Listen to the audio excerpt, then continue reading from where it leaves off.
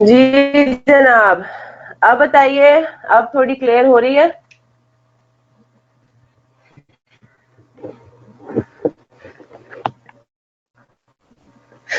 हाँ जी, अब भी डिस्टॉर्शन है?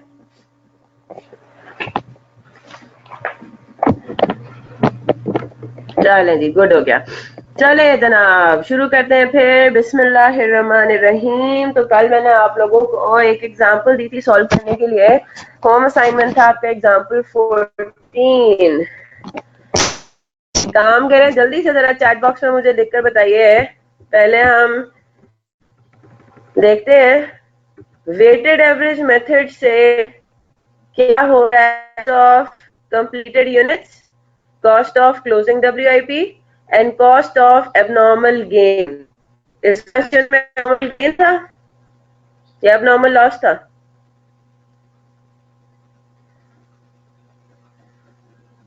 गेन था। ठीक है, बताइए जनाब। तीन की कॉस्ट जल्दी से टाइप करेंगे।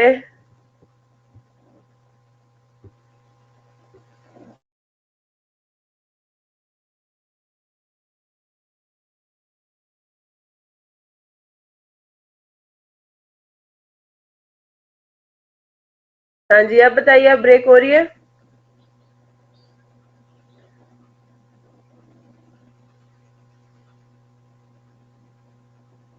ठीक है, जल्दी से मुझे तीनों चीजों की कॉस्ट जल्दी से चैट बॉक्स में लिख के बताएं ताकि हम आगे चलें फिर।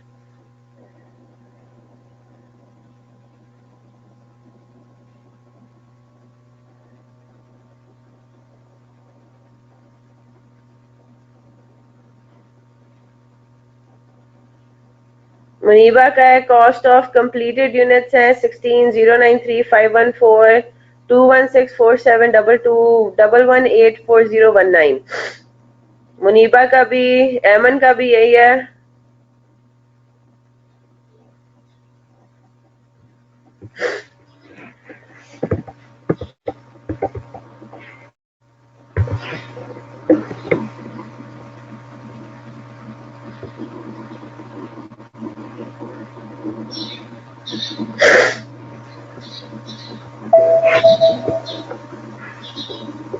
और सिर्फ एमन और मुनीबा ने किया?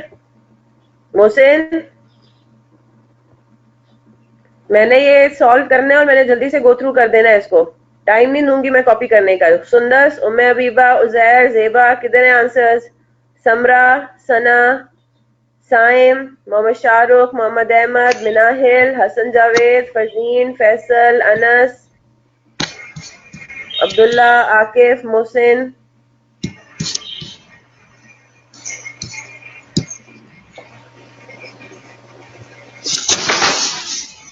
आप में से किसी का माइक ऑन है? Kindly of. चले, मैंने खुद ही म्यूट कर दिया आपको। चलें जी, इसको जरा देखते हैं। जल्दी से मैं आपके सामने इसको सॉल्व करूंगी। इसमें भी आपसे कहा जा रहा है कि आपने वेटेड एवरेज यूज करके स्टेटमेंट ऑफ इवैल्यूएशन जो है वो बनाना है। ठीक है, तो वही एग्जांपल 13 की तरह ही सारा काम होगा, जाहिर सी बात है। तो मैं फॉर्मेट एग्जैक्टली यहाँ से पूरा कॉपी कर रही हूँ और फिर उसमें हम डेटा जो है वो डाल देंगे और हमारा आराम से सॉल्व हो जाएगा। ठीक है जी, दिस, और ये हो गया एग्जांपल 14 ताकि मुझे बार बार बनाना ना पड़े। चलें जी, तो अब एक एक करके काम शुरू करेंगे। स्टेटमेंट ऑफ इवैल्यूएशन, ये तो हमारा जो है वो अल्टीमेट, हमने यही काम करना है। ठीक है, तो इसको तो मैं ये कर देती हूँ। यहाँ पे हमारे पास एबनॉर्मल लॉस की जगह आ रहा है क्या? Abnormal gain. तो इसको भी हम इंशाल्लाह फिर देख लेंगे। वर्किंग्स में आते हैं। सबसे पहला काम हमारा होता है क्या? क्वांटिटी स्केड्यूल जरा बना लेते हैं। क्वांटिटी स्केड्यूल हमारा क्या है, फिर उसके बारे में हमें पता लग जाएगा कि इस सिनेरियो में एबनॉर्मल वो गेन है या एबनॉर्मल लॉस है। ठीक है जी। ओपनिंग WIP आपका कितना था? 2500, 2500 यूनिट्स थे। आपने यूनिट्स फर्दर ऐड कितने किए? 20,000 यूनिट्स को फर्दर आपने ऐड किया, तो आपके पास टोटल अवेलेबल कितना था? 22,500। यही अवेलेबल जो है वो आउटपुट में भी जाता है, यही अवेलेबल आपका वर्क इन प्रोसेस में भी क्लोजिंग में होना था, यूनिट्स ट्रांसफर आपने कितने किए हैं, 17,800 यूनिट्स आपने ट्रांसफर कर दिए, ठीक है। और क्लोजिंग WIP आपके पास है 3000 यूनिट्स, ठीक है। जब आप इसको देखते हैं, और नॉर्मल लॉस भी है, नॉर्मल लॉस आपके पास कितना है, 10% of the current month input. अगर ये ना भी गिवन होता ना करंट मंथ इनपुट है या क्या है, तो आप अज्यूम यही करते हैं कि करंट मंथ के इनपुट का जो भी परसेंटेज गिवन है वो, ठीक है। बात समझ आ गई। तो अगर नॉर्मल लॉस में सिर्फ फॉर एग्जांपल परसेंटेज दिया हुआ है कि normal loss is expected at 5% for example, तो 5% of what, 5% of current month input. ये अपने पास नोट कर लीजिए कहीं पे। क्या नोट कर रहे हैं कि भाई if the basis of percentage for normal loss is not given, we assume normal loss percentage to be applicable on current month's input, ठीक है। ये मैं लिखवा भी दूंगी, चले इनमें सारे मैंने आपको कहा भी था कि मैं सारी बातें आपको इकट्ठे करके एक दफा हम लिख भी लेंगे। तो 10% ऑफ करंट मंथ्स इनपुट से क्या मुराद हुई कि 10% ऑफ 20,000। जल्दी से इसको देखते हैं, तो ये आपके पास हो जाएगा 2000। जब ये काम करते हैं तो हमारे पास 300 का नेगेटिव आंसर आ रहा है। इसको समझने का एक और तरीका भी है। क्या तरीका है, 2500 यूनिट्स आपके पास ओपनिंग WIP में थे, 20,000 यूनिट्स जो है वो आपने यूनिट्स फर्दर ऐड कर लिए, तो इस मतलब फर्दर आपने इस महीने ऐड किए, तो आपके पास करंट मंथ में कितना हो गया, 22,500, ठीक है जी। 22,500 करंट मंथ में था। अब इसमें से हमने क्या किया, हमने कहा कि जी 17,800 हमने आउटपुट कर दिया, ठीक है। 17,800 हमारा आउटपुट हो गया, और 3,000 जो है वो हमारा क्या हो गया, क्लोजिंग WIP। तो हमारे पास नेट कितना बचता है, 22,500 में से ये 1,700 क्या रिप्रेजेंट कर रहा है, ये वो यूनिट्स है जो कि एक्चुअल लॉस हो गया है ना।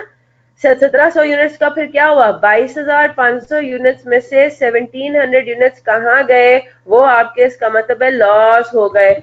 आपने नॉर्मल लॉस आपका एक्सपेक्टेड कितना है, नॉर्मल लॉस कितना एक्सपेक्टेड है, 2000। इस तरह से भी कर सकते हैं बेटा, नॉर्मल लॉस कितना आपका एक्सपेक्टेड है, 2000, ठीक है। तो इसका मतलब ये हुआ कि हमारे पास एबनॉर्मल गेन आ गया 300 का। ये बात भी सबको समझ आ रही है, वर्किंग है बेटा शाहरुख, रिक्वायरमेंट तो ना फिर स्टेटमेंट ऑफ इक्विवेलेंट प्रोडक्शन की है, तो फिर वो क्यों बना रहे हैं, कैलकुलेशंस हैं बेटा ये सारी, मर्जी आपकी, आप जिस तरह से भी करें। टी अकाउंट से मुझे नहीं आइडिया आपने किस तरह से किया है, जिस तरह से मैं करवा रही हूँ तो बेहतर है उसी तरह से कर ले, ठीक है। तो ये वाला तरीका भी फॉलो कर सकते हैं कि 22,500 टोटल आपके पास यूनिट्स थे अवेलेबल, उनमें से 17,800 ट्रांसफर कर दिए, 300 इनकम्प्लीट है, तो बाकी बचे 1,700। 1,700 के साथ क्या हुआ, ये यूनिट्स लॉस्ट है, इनका कुछ नहीं हुआ, ठीक है, ये डिफेक्टिव हो गए। आपने एक्सपेक्ट किया हुआ होता है नॉर्मल लॉस 10% ऑफ 20,000 के हिसाब से, 2,000 यूनिट्स का नॉर्मल लॉस है, तो उसका मतलब है आपका एक्चुअल लॉस आपके एक्सपेक्टेड लॉस से कम है। तो अब नॉर्मल गेन आ गया आपके पास कितने का, 300 यूनिट्स का, ठीक है जी, 3,000 नहीं 300 है, ठीक है जनाब। तो या तो आप इस तरीके से अब नॉर्मल गेन कैलकुलेट करें, या इस तरह से लॉजिकली लेकर चले, मर्जी है आपकी, मैंने दोनों तरीकों से समझा दिया। आगे चलते हैं, इसको अभी हम सॉल्व नहीं कर रहे, ठीक है, इस तरीके से हम सॉल्व नहीं कर रहे, उसी तरीके से हमने इसको देखा। चले जनाब आगे चलते हैं। फिर उसके बाद आता है स्टेटमेंट ऑफ इक्विवेलेंट यूनिट्स की कैलकुलेशन, ठीक है जनाब। यूनिट्स कंप्लीटेड, क्योंकि ये वेटेड एवरेज मेथड है ना, तो अब हमें ओपनिंग WIP और स्टार्टेड एंड कंप्लीटेड को मिक्स करना है। तो 17,800 यूनिट्स वो थे जो कि 100% कंप्लीट थे with respect to materials and with respect to conversion cost, ठीक है। फिर हम क्लोजिंग WIP पे आते हैं। क्लोजिंग WIP में 3,000 यूनिट्स हैं जो कि 70% कंप्लीट है with respect to conversion cost and 100% complete है विद रिस्पेक्ट टू मटेरियल्स, ठीक है ना। 70% कंप्लीट लिखा हुआ है, तो 3,000 यूनिट्स कंप्लीट हो गए मटेरियल के पॉइंट ऑफ व्यू से, और 3,000 मल्टीप्लाइड बाय 0.7 यानी कि 2100 आपके पास हो गया। फिर हम आते हैं किसके ऊपर, अब इस क्वेश्चन में एबनॉर्मल लॉस की जगह एबनॉर्मल गेन है। अब लेट्स सी कि आप लोगों ने ये काम ठीक किया है नहीं किया, ठीक है। जरा एबनॉर्मल गेन पर आते हैं। एबनॉर्मल गेन के यूनिट्स कितने हैं वो आपने कैलकुलेट कर लिया, 300 यूनिट्स है एबनॉर्मल गेन के, ठीक है। तो हमने इसके आगे भी 300 लिख दिया, इसके आगे भी 300 लिख दिया। फिर आपको उसने कहा हुआ है कि stage of completion of abnormal loss और एबनॉर्मल गेन है 60%, ठीक है जी, यानी कि 60% कंप्लीट है with respect to what, conversion cost. ये बात भी समझ में आ गई। 100% complete with respect to materials and 60% complete with respect to conversion cost. चले जनाब, अब जरा लेट्स सी कि आप लोगों ने ये काम ठीक किया नहीं किया। एबनॉर्मल लॉस अगर स्टेटमेंट ऑफ इक्विवेलेंट प्रोडक्शन में हम ऐड करते थे ना, एबनॉर्मल गेन अब यहां से होगा माइनस। Very good. ये कैसे पता चला आप लोगों को? Logic, opposite nature. अगर तो ये खुद से किया है शाहजेब, बेहतरीन हो गया। मुनीबा ने भी फॉर्मूला समझ के किया है, सना ने भी आई होप दिमाग लगा कर किया है, और पीछे स्टडी टेक्स्ट से नहीं पढ़ा इसको या किसी बुक से नहीं फाइंड आउट करने की कोशिश की। वाकई I am very happy to find, I am very happy to hear that. वैसे चलें जी, गुड हो गया कि दिमाग, हाँ जी ठीक है, जबरदस्त। लॉजिक से किया है, बेहतरीन हो गई बात। तो ये चीज बस मेन पॉइंट था, बाकी सब तो आपको पता, बहुत ही आसान है ना? Everything is easy now. क्या करना है अब? आपको ये बात पता है कि अब हमने क्या करना है जनाब? अब आपने ओपनिंग WIP और करंट मंथ की जो कॉस्ट है उनको ऐड करना है, और scrap value of normal loss को लेस करना है। उन दोनों फिगर्स को, यानी कि ओपनिंग WIP की कॉस्ट और cost of the current month, इन दोनों को आपने ऐड करके फिर आपने निकालना है कॉस्ट पर यूनिट। ठीक है? तो मटेरियल्स के केस में ओपनिंग WIP की कॉस्ट थी 600,000, ठीक है, और कन्वर्जन कॉस्ट में वो कह रहा है कि 800,000 डायरेक्ट लेबर कॉस्ट थी, और एफओएच आपने अप्लाई करना है 50% ऑफ डायरेक्ट लेबर कॉस्ट। तो ओपनिंग WIP में भी ऑब्वियसली बात है एफओएच अप्लाई होगा, ठीक है, और कितना होगा? 400,000, ठीक है। तो 800,000 आपका लेबर, डायरेक्ट लेबर हो गया, और 400,000 आपका कन्वर्जन कॉस्ट हो गया। फिर करंट मंथ में आते हैं, तो करंट मंथ में 5.5 मिलियन जो है वो आपका मटेरियल की कॉस्ट है, और कन्वर्जन कॉस्ट में कितना होगा? 7.2 मिलियन प्लस 7.2 मिलियन का 50%, ठीक है जनाब, प्लस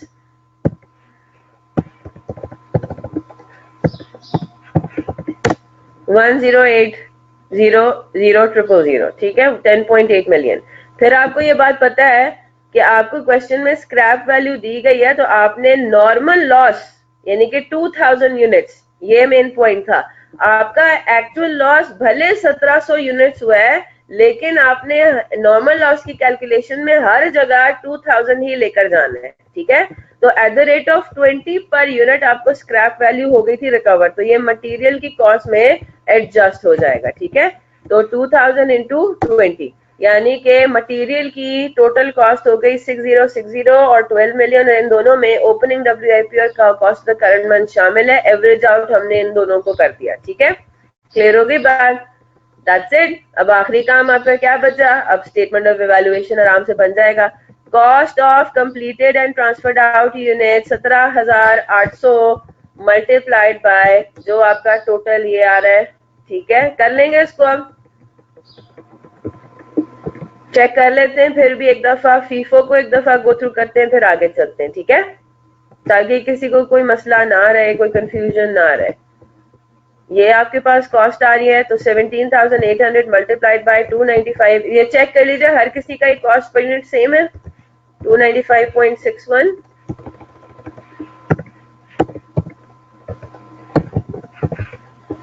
जी आवाज आ रही है सबको? सबका मैच कर रहा है?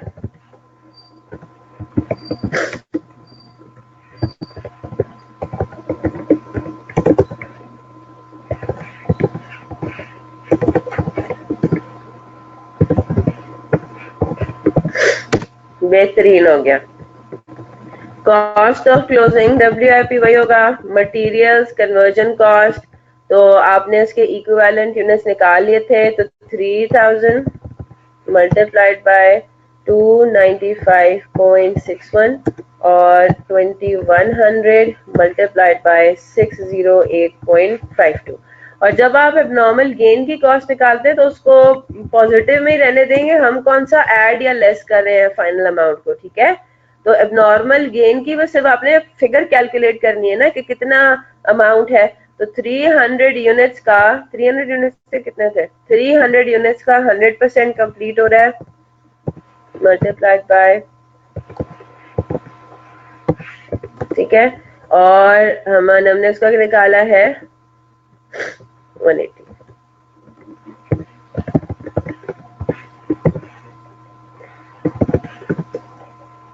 ये आपके पास फिगर्स है। Is that clear?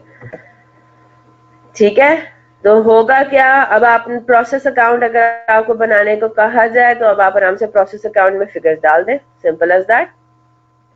ठीक है, बेहतरीन हो गया। फीफो पर आते हैं जल्दी से। तो मुझे सच सच बताएंगे कितने लोगों ने सॉल्व भी नहीं किया था? बेहतरीन हो गया अमन, हो भी जाना चाहिए था, है ना, बैलेंस हो भी जाना चाहिए था, उनके सारा काम तो हमने सही सही किया है। जी जनाब, कितनों ने सॉल्व नहीं किया वैसे?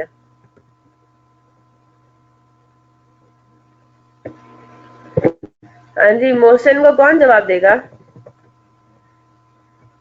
और क्यों नहीं किया तो जरा ये भी बता दे।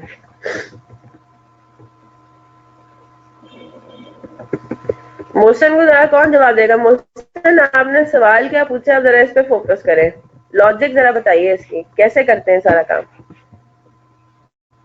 क्यों नहीं किया शाहरुख? तबीयत खराब थी। यासिर, मोहम्मद शाहरुख, आसिफ, आसान था इसलिए, आता है सब कुछ।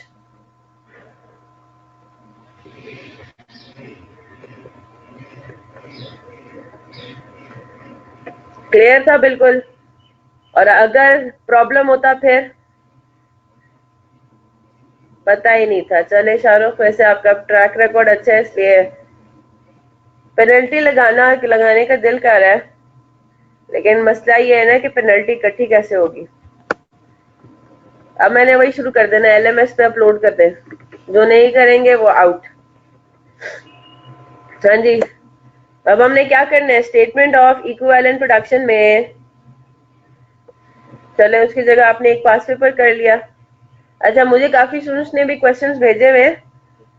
हाँ जी, मैं उसी की बात कर रही हूँ, मुझे काफी स्टूडेंट्स ने क्वेश्चंस भेजे हुए, तो आज इंशाल्लाह जो है मुझे लग रहा है कि इंशाल्लाह मैं बैठ के ना आराम से आपके क्वेश्चंस को इंशाल्लाह सॉल्व करूंगी।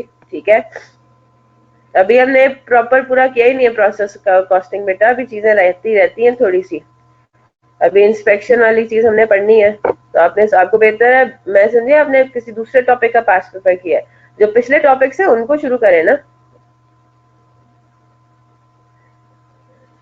रिवीजन करते हुए बस सिनेरियो 4 कर लें, बिकॉज इससे हाँ कर लें, मतलब हमने लेकिन पढ़ने के लिए तो हमने बिल्डअप इसी तरह से करना था ना, रिवीजन करते हुए आप भले डायरेक्टली, क्योंकि आपको पता है कि एग्जाम में तो कंसोलिडेटेड क्वेश्चंस आते हैं ना, उसमें तो नहीं वो स्टेप बाय स्टेप चीजें पूछता आपसे। ठीक है जी, चलें जी, 2500 यूनिट्स थे, जल्दी से मैं इसको भी जरा सॉल्व कर दूं। 2500 100% complete with respect to materials and 80% complete with respect to conversion cost, ये 2500 हो गया, और ये हो गया 2000 यूनिट्स। ठीक है, ओ सॉरी, हाँ उल्टा आएगा ना, ये मैंने उल्टा कर दिया, ओपनिंग WIP है ना, तो ये आएगा 0 और ये आएगा 2500, ये अगर 500 है ना, 0.2। Very good, thank you Abdullah. तो ओपनिंग ये हो गया, started and completed during the month, कितने यूनिट्स है जी? वो यूनिट्स जो कि आपने स्टार्ट भी इसी महीने किया और कंप्लीट भी इसी महीने किया, और ट्रांसफर भी 15,300। शॉर्टकट फॉर्मूला क्या है, 17,800 माइनस ओपनिंग, है ना, तो 17,800 माइनस 2,500, ये हो गया 15,300। ठीक है जनाब, तो ये क्या हो जाएगा, 15,300 मल्टीप्लाइड बाय, सॉरी 15,300, ये तो हमारा वो है, क्या कहते हैं, स्टेटमेंट ऑफ इक्विवेलेंट प्रोडक्शन है। ठीक है, तो 15,300 वर्किंग अब मैं नहीं करी क्योंकि आई एम अज्यूमिंग सबने आराम से सॉल्व किया हुआ इसको, तो 15,300 हो गया। और फिर आखिरी चीज आपके पास क्या है, फिर आपके पास क्लोजिंग WIP है और एबनॉर्मल गेन है। ठीक है, क्लोजिंग WIP में 3,000 यूनिट्स उसने आपको बता दिया 70% कंप्लीट है, तो 100% और 70% यानी कि 3,000 और 2,100। ठीक है, फिर उसके बाद आ जाती है बात एबनॉर्मल गेन की। एबनॉर्मल गेन वही 300 यूनिट्स है ना, 300 उसमें कोई फर्क नहीं है, और 100 है और ये है 60%। ठीक है, तो वही होगा 300 और 180, लेकिन फर्क क्या होगा कि अब हमने इसको माइनस में लेके जाना है। यहाँ तक बात सबको क्लियर हो गई? ये यूनिट्स आ रहे हैं। फिर उसके बाद जब हम कॉस्ट पर यूनिट पर आते हैं तो करंट मंथ की कॉस्ट तो वही होगी ना जो हमने ऊपर ली है ना। करंट मंथ की कॉस्ट वही होगी 5.5 मिलियन और कन्वर्जन कॉस्ट 10.8 मिलियन, इसमें तो कोई फर्क नहीं होगा। सिमिलरली जो scrap value of normal loss है वो भी वही होगा 40,000। फर्क सिर्फ क्या होना, अब हमने ओपनिंग डब्ल्यूआईपी को इसमें एवरेज आउट नहीं करना है ना, रेट में नहीं लेना, करंट मंथ की कॉस्ट सिर्फ लेंगे, राइट। तो जब हम इसकी कॉस्ट पर यूनिट निकालते हैं तो हमारे पास कॉस्ट पर यूनिट आती है ये 303.33 और 609.48।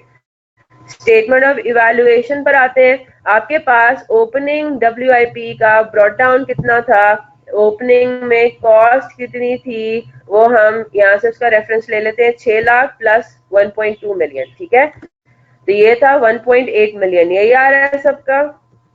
हमने फर्दर करंट मंथ में मटेरियल्स का कुछ नहीं काम किया और कन्वर्जन कॉस्ट का हमने ओपनिंग डब्ल्यूआईपी में कितना काम किया है, हमने किया है 500 यूनिट्स के हिसाब से, ठीक है। तो 500 यूनिट्स के हिसाब से हमने इक्विवेलेंट यूनिट्स हमारे पास 500 थे, मल्टीप्लाइड बाय 609.48,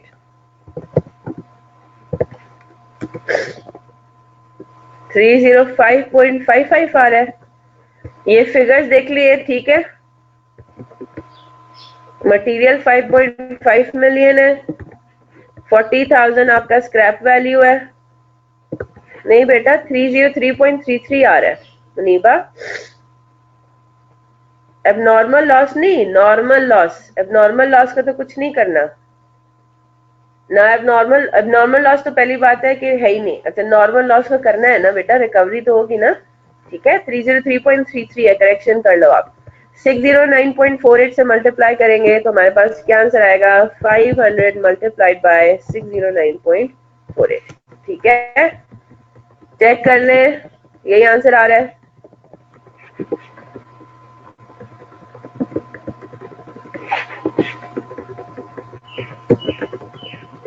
चले ठीक है। स्टार्टेड एंड कंप्लीटेड के यूनिट्स आपने निकाल लिए थे 15,300, ठीक है। तो 15,300 मल्टीप्लाइड बाय 303.33 प्लस 609.48,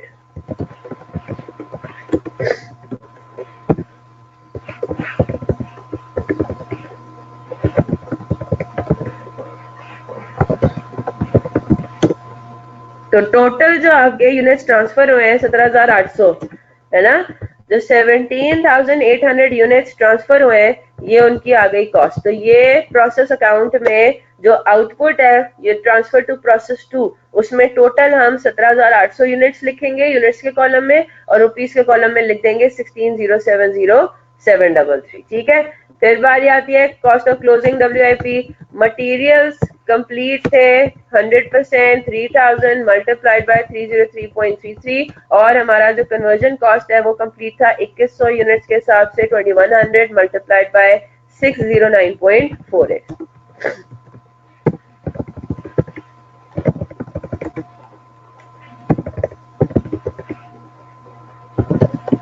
ठीक है जनाब। और आखिर में आपके पास वही आ जाता है एबनॉर्मल गेन, ये भी आसान है ना। मटेरियल्स का आपके पास आएगा टोटल 300 मल्टीप्लाइड बाय 303.33 और कन्वर्जन कॉस्ट आएगा 180 मल्टीप्लाइड बाय 609.48। हाँ जी क्लियर हो गई बात? यहाँ तक किसी को कोई मसला, कोई परेशानी, कोई टेंशन? क्योंकि अब हमने थोड़ी सी इतनी भी टेक्निकल कोई बात नहीं है, लेकिन उसके ऊपर अभी हम आते हैं। 2 मिनट का, 2 सेकंड का बल्कि मुझे ब्रेक लेने दें, फिर जरा री अरेंज करके अपने आप को रिवाइटलाइज करके अब हम स्टार्ट करने जा रहे हैं। अब हमने जरा इंस्पेक्शन की एक बात करनी है, ठीक है।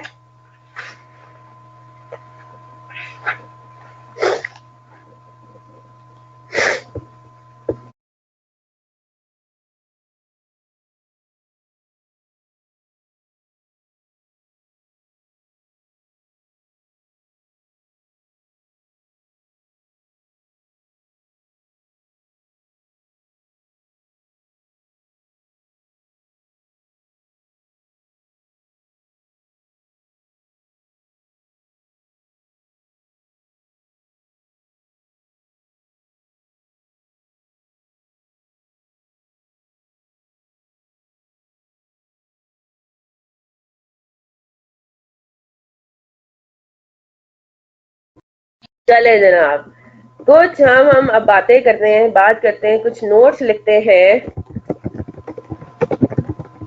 नॉर्मल लॉस के बारे में। ठीक है, ये जल्दी से आप लोग कॉपी करेंगे, वही कुछ बातें जो मैंने आपको कहा था कि मैं हम लिखते भी जाएंगे, अजम्पशंस हैं। ठीक है, तो नॉर्मल लॉस के बारे में जब हम बात करते हैं तो हम उसमें क्या बात कहते हैं, normal loss can be given as a percentage of input of the current month. ठीक है, नॉर्मली हमने ये देखा कि नॉर्मल लॉस जो है वो इनपुट के सेंस में गिवन होता है। ठीक है, it can also be given as a percentage of output. ठीक है, कोई भी आपको क्वेश्चन में लिखा हुआ है कि normal loss is expected at 5% of your output. ठीक है, अजीब सी बात है, लेकिन जो है वो हम नहीं उसमें कंफ्यूजन करेंगे और हम कहेंगे कि ठीक है जी, जो सवाल में गिवन है, आउटपुट भी गिवन है, तो आउटपुट से उसको मल्टीप्लाई कर देंगे। ठीक है, इफ नथिंग इज मेंशन, अगर कुछ ना मेंशन हुआ हुआ,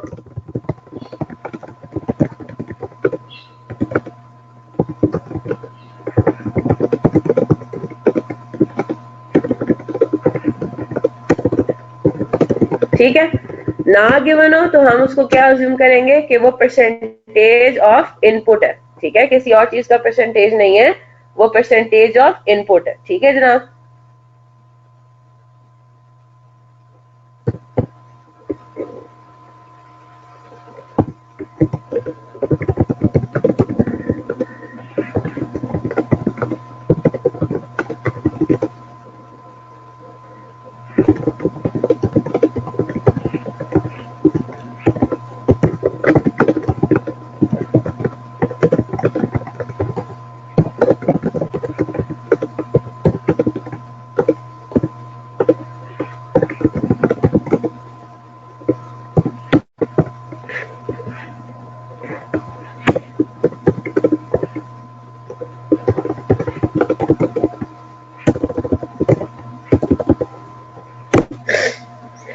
if normal loss percentage is given but stage of inspection is not given, अब हम जो चीज नहीं पढ़ रहे हैं वो पढ़ रहे हैं स्टेज ऑफ इंस्पेक्शन की।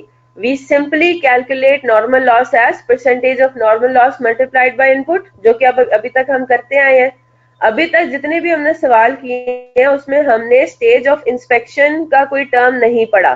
ठीक है, with regards to what normal loss. ठीक है, अब देखें बात वही होती है ना, क्या बात होती है, हम नहीं कह रहे हैं कि सिंपली जो करंट मंथ में हमने नए यूनिट्स डाले है ना, जो हमने करंट मंथ में यूनिट स्टार्ट किए, 10% का लॉस उन यूनिट से परटेन करता है। ये बात हम सिंपल अज्यूम कर रहे हैं जहां पे स्टेज ऑफ इंस्पेक्शन ना गिवन हो। ठीक है, अब मैं आपको जरा कंफ्यूज करती हूँ। अच्छा जनाब, करंट मंथ में हमने सिंपली जो करंट मंथ में हमने नए यूनिट्स डाले है ना, जो हमने करंट मंथ में यूनिट स्टार्ट किए, 10% का लॉस उन यूनिट से परटेन करता है। ये बात हम सिंपल अज्यूम कर रहे हैं जहां पे स्टेज ऑफ इंस्पेक्शन ना गिवन हो। ठीक है, अब मैं आपको जरा कंफ्यूज करती हूँ। अच्छा जनाब, करंट मंथ में हमने ओपनिंग डब्ल्यूआईपी पे भी तो थोड़ा सा काम किया है। ठीक है, करंट मंथ में हमने क्लोजिंग डब्ल्यूआईपी पे भी तो थोड़ा सा काम किया है। तो normal loss, why isn't normal loss, मतलब नॉर्मल लॉस को हम ओपनिंग डब्ल्यूआईपी, इनपुट और क्लोजिंग डब्ल्यूआईपी के यूनिट सबके ऊपर मिला के क्यों नहीं, यानी कि इस तरह से हम क्यों नहीं कॉन्सेप्ट डिवाइस कर रहे।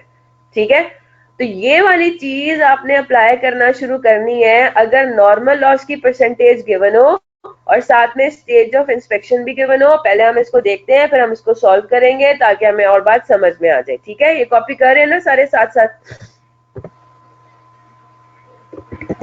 चले।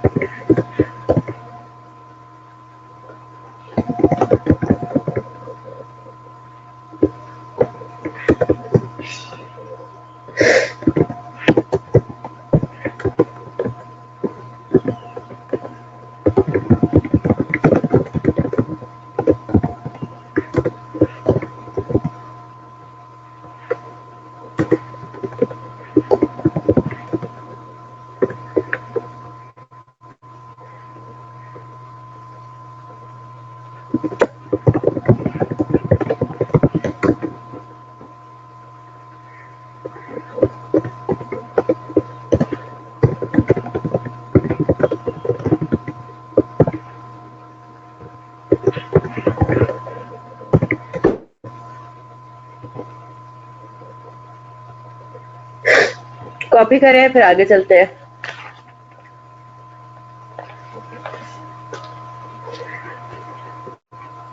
इसको जरा यहाँ ना ऊपर से जरा इसको काट दे, परसेंटेज ऑफ इनपुट ना डाले, उससे उल्टा कंफ्यूजन होगी। If normal loss is given as a percentage and stage of inspection is also given, ये ऊपर जो आखिरी लाइन है उसमें जरा ठीक कर दें, percentage is given as a percentage, बस ऐसा कर दें, and stage of inspection is also given. Copy कर लें तो मुझे बताइएगा, फिर हम इसको डिस्कस करेंगे।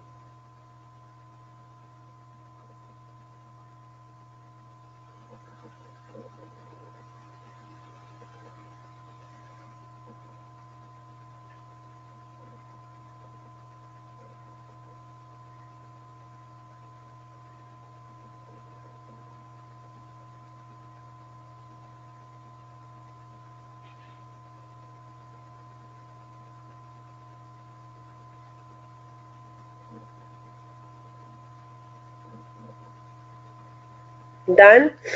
अब जरा हम इसको समझते हैं, ठीक है। खैर अभी हम एक एग्जांपल भी करेंगे, ठीक है। और एक और बस लाइन लिख दे।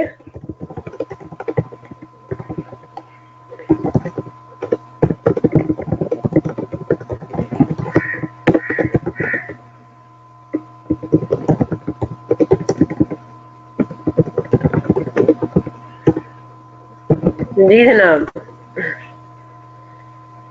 तो सही है। Statement of completion less than statement of stage of completion less than stage of inspection, यही है। अब जरा इसको हम समझते हैं, ठीक है। नॉर्मल लॉस आपको गिवन है 10% फॉर एग्जाम्पल, या 5% ले लेते हैं, ठीक है। और आपको उन्होंने ये बता दिया है, एक एग्जाम्पल ले लेते हैं, ठीक है। For example input during the month जो है वो कितना है, करंट मंथ में आपने फॉर एग्जाम्पल 10,000 यूनिट्स जो है वो इनपुट किए, ठीक है। अभी अगेन मैं अभी एग्जाम्पल बना रही हूँ, तो उसमें बिल्कुल वो नहीं होगा, कोई प्रैक्टिकलिटी को हम इग्नोर कर रहे हैं, ठीक है। ओपनिंग WIP फॉर एग्जाम्पल आपका है 50%, ठीक है, 50% कंप्लीट। चलें जी, ओपनिंग WIP के यूनिट्स कितने, ये यूनिट्स में सारी इंफॉर्मेशन दी जा रही है। ओपनिंग WIP है फॉर एग्जाम्पल 3,000 यूनिट्स, ठीक है। क्लोजिंग WIP है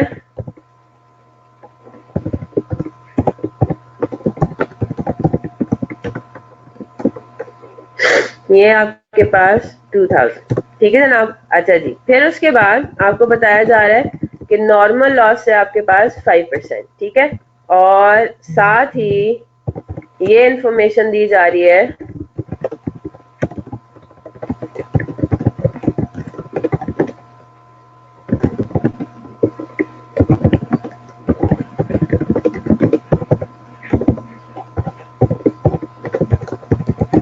चले, ठीक है। Inspection is done and process है 60% कंप्लीट, ठीक है जनाब। अब हमने ये 5% फिर किस पे अप्लाई करना है, अब हम ये डिस्कस कर रहे हैं। 5% क्या 10,000 पे अप्लाई होगा या किसी और फिगर पे अप्लाई होगा, ठीक है। क्वेश्चन में आपको सिर्फ 5% दिया हुआ है, इंस्पेक्शन की स्टेज भी दी हुई है। क्या मतलब हुआ इसका कि हम इंस्पेक्शन करते हैं जब हमारा प्रोसेस जो है वो 60% कंप्लीट हो जाता है, तो उस पर हम चेकिंग करते हैं अपने यूनिट्स की इंस्पेक्शन करते हैं कि कोई डिफेक्टिव तो नहीं है, लॉसेस वगैरह के बारे में इंफॉर्मेशन कलेक्ट करते हैं। ठीक है ना, बात समझ आ गई? तो हम बेसिकली अब क्या कहेंगे कि हम ये एक्सपेक्ट करते हैं कि जब हम इंस्पेक्शन करेंगे, ठीक है, जब हम इंस्पेक्शन करेंगे तो 5% ऑफ इंस्पेक्टेड यूनिट्स हमें डिस्ट्रॉयड या लॉस्ट या डिफेक्टिव नजर आएंगे। अब बात समझ आ रही है? तो उस सिनेरियो में नॉर्मल लॉस जो है, इसीलिए मैंने ऊपर ये बात कटवाई है क्योंकि वो ठीक नहीं थी। If normal loss is given as a percentage, that's it, and साथ में stage of inspection is also given, तो फिर हमने उस परसेंटेज को सीधा सीधा इनपुट पे अप्लाई नहीं करना, ठीक है, बल्कि किस पे अप्लाई करना है, बल्कि अप्लाई करना है इंस्पेक्टेड यूनिट्स के ऊपर। बात समझ आ गई? तो फिर हमारी एक्सपेक्टेशन क्या होगी? हम ये नहीं कह रहे कि 5% of input are expected to be defective, बल्कि हम ये कहेंगे कि 5% of inspected units will be expected to be defective. Is that clear? तो अब जरा हम इसको देखते हैं। अब देखें यहाँ पे हमें क्या चीज देखनी है। हमें इस बात को देखना है कि जो हमारी इंस्पेक्शन हो रही है, क्या उसमें ओपनिंग WIP और क्लोजिंग WIP भी शामिल हो रहे हैं इंस्पेक्शन में या नहीं। लॉजिकल बात है सारी। इनपुट तो हमारा सारा हम कह रहे हैं कि जी हमने 10,000 यूनिट्स इनपुट किए, ठीक है, 10,000 यूनिट्स हमने करंट मंथ में डाले। ठीक है जनाब, यहाँ तक तो बात क्लियर हो गई। अब हम इंस्पेक्शन का काम शुरू करने जा रहे हैं। expected to be defective. Is that clear? तो अब जरा हम इसको देखते हैं। अब देखें यहाँ पे हमें क्या चीज देखनी है।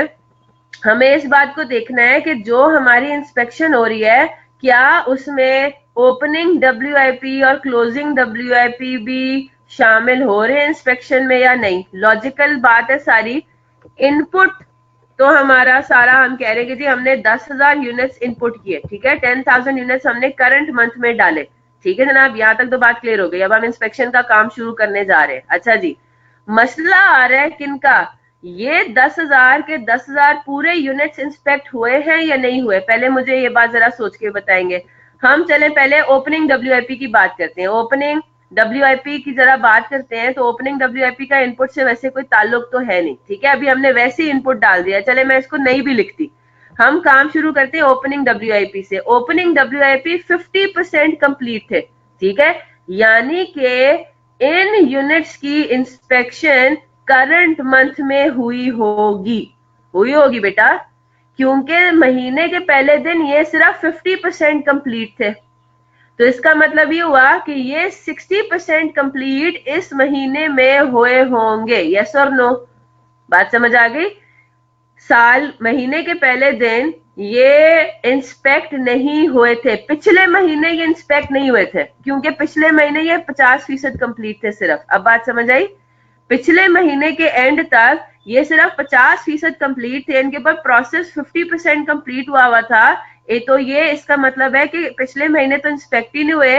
करंट मंथ में जब हम इनको कंप्लीट करेंगे तो 60% का बेंचमार्क भी कंप्लीट हो गया होगा, इनके ऊपर कंप्लीट हुआ होगा। तो जैसे ये 60% कंप्लीट हुए करंट मंथ में, हमने इनके ऊपर इंस्पेक्शन कर ली। तो इसका मतलब ये हुआ कि ओपनिंग WIP में हमारे इंस्पेक्टेड यूनिट्स पार्ट है उसका। यस और नो? तो ये जो हमारे ओपनिंग WIP है 3,000 यूनिट्स, ये हमारे करंट मंथ में इंस्पेक्ट हुए होंगे। क्लियर हो गई बात? अच्छा जी, फिर हम कह रहे हैं कि हमने नए यूनिट्स भी डाले। तो हमने क्या किया, 10,000 यूनिट्स यहाँ पे डाल दिए कि ये 10,000। अब मेरा सवाल ये आपसे है, क्या ये 10,000 यूनिट्स पूरे के पूरे इंस्पेक्ट हुए होंगे? अब हमें जरा चेक करना है। क्या चेक करना है? इन 10,000 यूनिट्स में से क्लोजिंग WIP भी तो है। क्लियर हो गई बात? 10,000 यूनिट्स में से 2,000 इनकम्प्लीट रह गए, और बाकी जो 8,000 है वो हम कह रहे हैं कि हाँ उनमें तो कोई मसला ही नहीं है ना, वो तो इंस्पेक्ट हुए होंगे 100%। Is that clear? अगर हम इन 10,000 का ब्रेकअप देखें तो 10,000 में से 8,000 यूनिट्स हम कह रहे हैं कि 100% कंप्लीट हो गए होंगे, है ना, यानी कि ये तो होंगे इंस्पेक्टेड, ये तो इंस्पेक्ट हो चुके होंगे करंट मंथ में। और जो रिमेनिंग 2,000 यूनिट्स है, रिमेनिंग 2,000 यूनिट्स जो 40% कंप्लीट है, अब हमने ये देखना है कि क्या ये इंस्पेक्टेड है या नहीं। अब बताएंगे जरा। जो 2000 यूनिट्स हैं वो 40% कंप्लीट हुए हैं, इंस्पेक्शन होती है 60% के ऊपर, इसका मतलब है कि ये होंगे not inspected. Is that clear? तो हमने क्या कर देना है, 10,000 यूनिट्स में से लेस कर देना है क्लोजिंग WIP को, क्योंकि हम ये कह रहे हैं कि ये 2000 यूनिट्स इंस्पेक्ट नहीं हुए करंट मंथ के अंदर। ठीक है जनाब, क्योंकि इनकी stage of completion stage of inspection से कम है, तो दोनों सिनेरियो में वही बेंचमार्क अप्लाई होना है आपका, stage of completion less than stage of inspection. Is that clear? तो इसका मतलब ये हुआ कि हमने कुल मिला के करंट मंथ में इंस्पेक्ट कितने किए, वो किए 11,000। आप इसको डायरेक्टली 8,000 लिख दें, एक ही बात है, एक ही बात हो रही है। ठीक है, 11,000 यूनिट्स आपके पास क्या है, इंस्पेक्टेड यूनिट्स है। तो अब हम क्या कह रहे हैं, normal loss is equal to 5% of 11,000। Is that clear?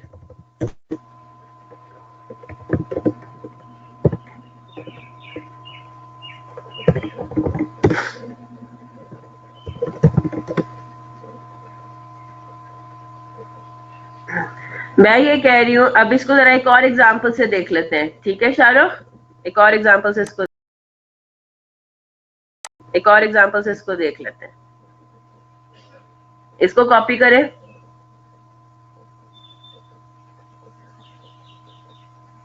हम प्रॉपर एक एग्जांपल सॉल्व कर लेते हैं।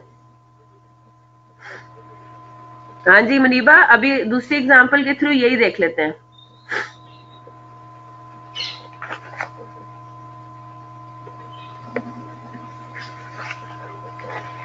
चले जल्दी से कॉपी करना शुरू करें, ये थोड़ी बड़ी एग्जांपल होगी।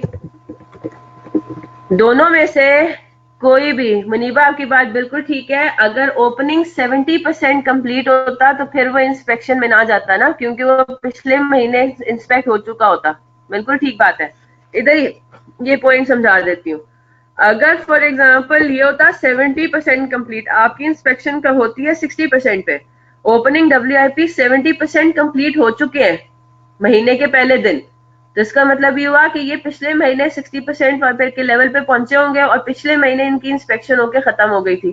तो इसका मतलब ये हुआ कि करंट मंथ में अब ये दोबारा इंस्पेक्ट थोड़ी होंगे, तो फिर हमारे इंस्पेक्टेड यूनिट्स कितने रह जाएंगे, सिर्फ 8,000। Is that clear? बात समझ होगी? और अगर सिमिलरली अगर ये हमारा क्लोजिंग WIP भी होता 80% कंप्लीट फॉर एग्जांपल, तो हम क्या कहते हैं, ओपनिंग WIP भी करंट मंथ में इंस्पेक्ट नहीं होगा। क्लियर होगी बात? ओपनिंग WIP तो करंट मंथ में इंस्पेक्ट हुआ ही नहीं, क्योंकि पिछले महीने इंस्पेक्ट हो गया, दोनों का आपस में कोई ताल्लुक नहीं है, याद रखिएगा। ठीक है, फिर हम क्या कहते हैं कि हमारा इनपुट है 10,000। अब हमने 10,000 में ये देखना है कि क्या 10,000 में से जो ये 2,000 यूनिट्स हैं, अब यहाँ पे क्या हो गया, 10,000 में से जो 2,000 यूनिट्स है वो 80% कंप्लीट हो चुके हैं महीने के एंड पे, यानी कि वो 60% वाले लेवल को भी क्रॉस कर चुके हैं, यानी कि ये आपके इंस्पेक्ट हो चुके हैं। तो क्या अब आप 2000 यहाँ से माइनस करेंगे? नहीं। क्लियर हो गई बात?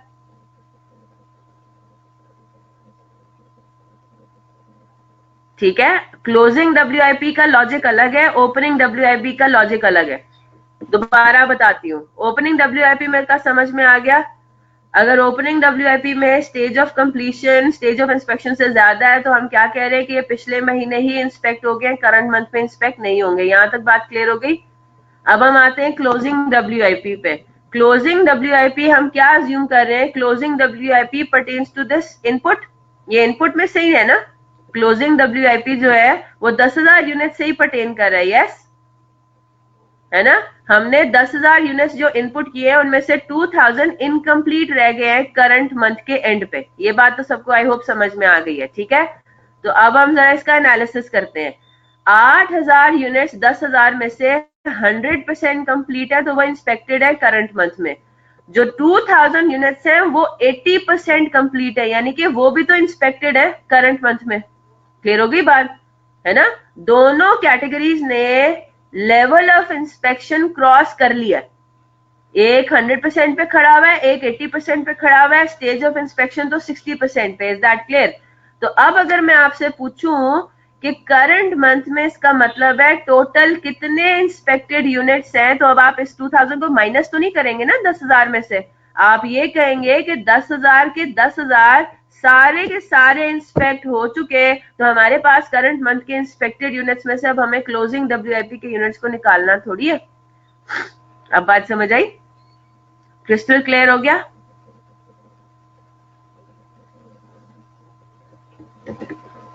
ऑब्वियस सी बात है बेटा, हमें अभी इंस्पेक्शन की परसेंटेज गिवन होगी तो हम क्वेश्चन को सॉल्व कर सकेंगे, अदरवाइज कैसे करेंगे। एक एग्जांपल लिख रही हूँ, जल्दी से उसको कॉपी करेंगे और सॉल्व करेंगे अभी क्लास में।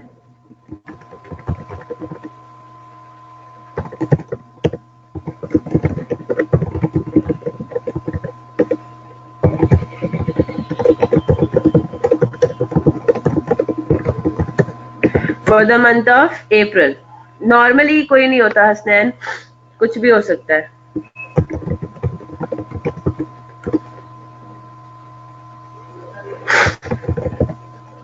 $2400 यूनिट्स जो कि 60% कंप्लीट है।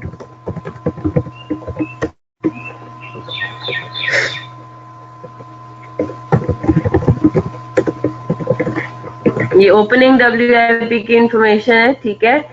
Opening WIP are 60% complete, 2400 units. Material उसमें लगा हुआ है 500,000 और कन्वर्जन कॉस्ट लगा हुआ है 800,000, ठीक है जनाब। फिर उसके बाद cost incurred during the month, हमारे पास मटेरियल हमने इनकर किया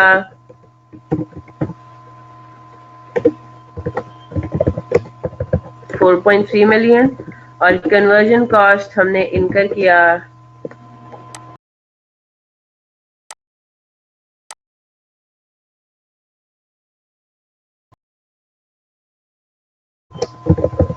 6.4 मिलियन।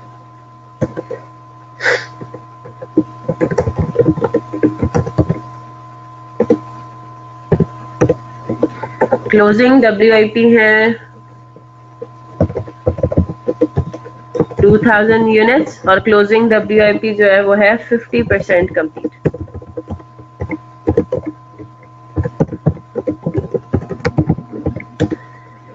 फिर उसके बाद units completed and transferred out, units completed and transferred out current month में है 14,120।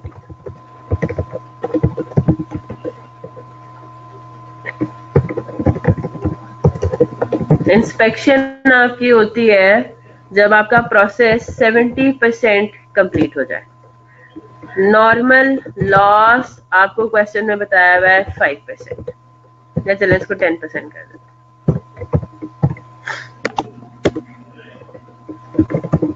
Scrap value of defective units, ये आपके पास है ₹10 पर यूनिट, ठीक है। और आपको क्या कैलकुलेट करना है, आपको बनाना है statement of evaluation under A weighted average and B FIFO. चले कॉपी करें सारे।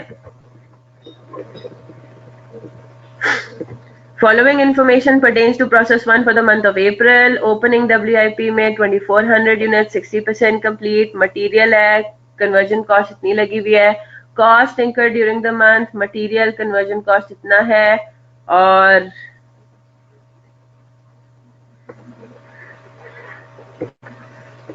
closing WIP 50% complete है. Units completed and transferred out. Inspection stage, normal loss, scrap value, statement of evaluation.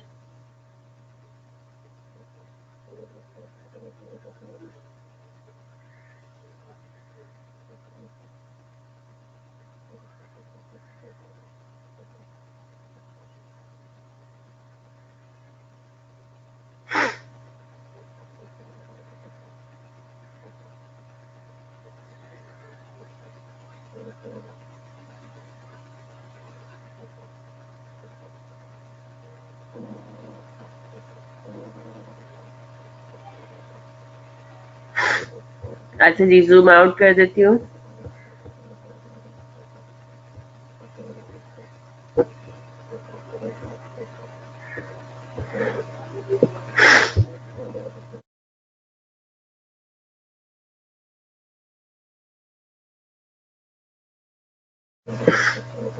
जी जनाब, जो यूनिट्स अब इस सिनेरियो में क्या होगा, 10% of what, 10% of inspected units. जो यूनिट्स इस मंथ में इंस्पेक्ट होंगे उनमें से नॉर्मल लॉस होगा ना। हमने जब इंस्पेक्शन की अपने यूनिट्स की, तो उसमें हम कह रहे हैं, एक्सपेक्टेशन है कि जब हम इंस्पेक्शन करेंगे तो इंस्पेक्शन में जितने भी यूनिट्स होंगे हम ये एक्सपेक्ट कर रहे हैं कि उनमें से 10% हमें डिफेक्टिव नजर आएंगे। यही तो होता है नॉर्मल लॉस, है ना, एक्सपेक्टेड लॉस। यही तो होता है, हम एक्सपेक्टेशन क्या बिल्ड कर रहे हैं अब, कि 10% of your inspected units will be found to be defective. तो हमारे हर चीज में, हर कैलकुलेशन में, अब एक्चुअल ऐसा है नहीं है वो एक अलग बात होगी फिर, ठीक है। फिर उसी से तो कंपेयर करके हम एबनॉर्मल लॉस या एबनॉर्मल गेन करते हैं। चलें जी, जल्दी से इसको सॉल्व भी करें। जी जनाब, सॉल्व भी कीजिए इसको, जरा देखते हैं ना खुद से सॉल्व करने पे किस तरह के हालात होते हैं आपके। 10 मिनट्स दे रही हूँ, 10:48 पे इंशाल्लाह वी विल स्टार्ट डिस्कसिंग। और इंशाल्लाह आज हम कोशिश करेंगे कि जो सब्सिक्वेंट प्रोसेस है उसकी एक हल्की फुल्की जो डिस्कशन है वो भी कर लें, और कल थोड़ी सी टेक्निकल डिस्कशन होगी, और कल फिर इंशाल्लाह ढेर सारा हम होम असाइनमेंट भी लेंगे इंशाल्लाह।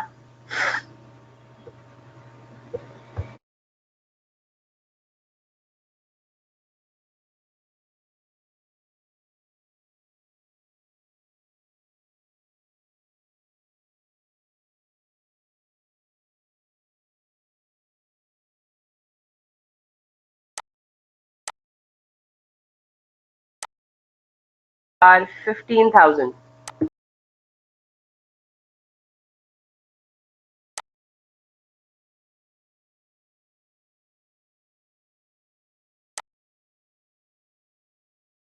हाँ जी, इनपुट यूनिट्स रह गए हैं, इनपुट यूनिट्स नोट डाउन कर लें। Input units are 15,000।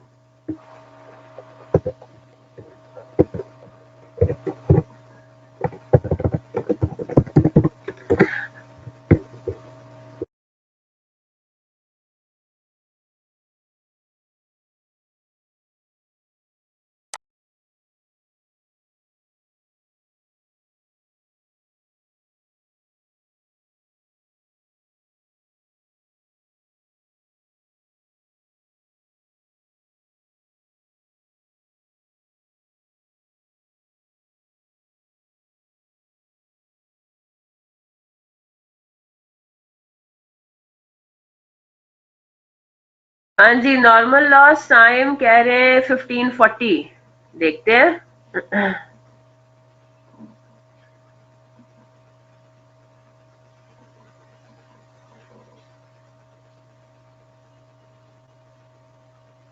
और बताएं, और नॉर्मल लॉस।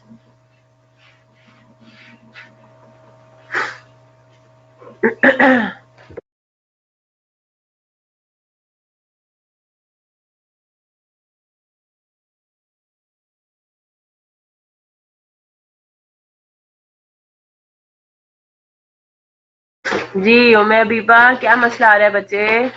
1540 नॉर्मल लॉस है, और स्टेटमेंट बनानी है, प्रॉपर काम करना है भाई।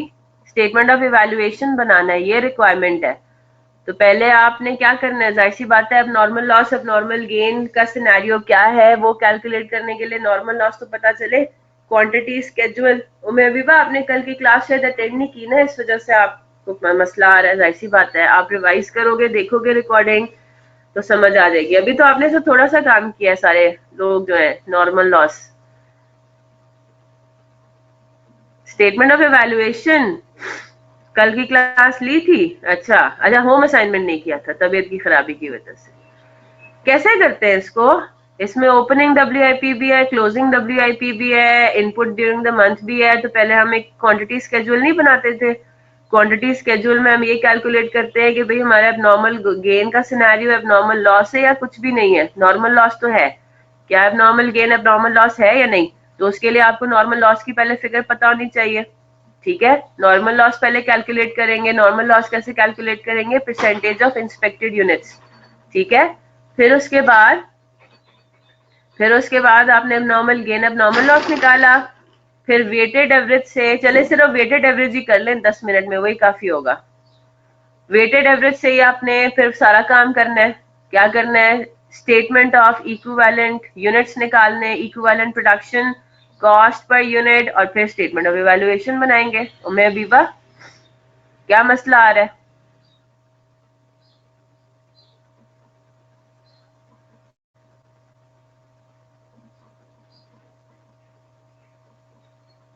एबनॉर्मल लॉस की कैलकुलेशन में क्या इशू आ रहा है बेटा? अब एबनॉर्मल लॉस के लिए, अच्छा जी चलें रुक जाए, मैं खुद ही सॉल्व करवाती हूँ फिर ये, ठीक है? अब आप just give me a minute, मैं जरा चार्जर ले आऊं।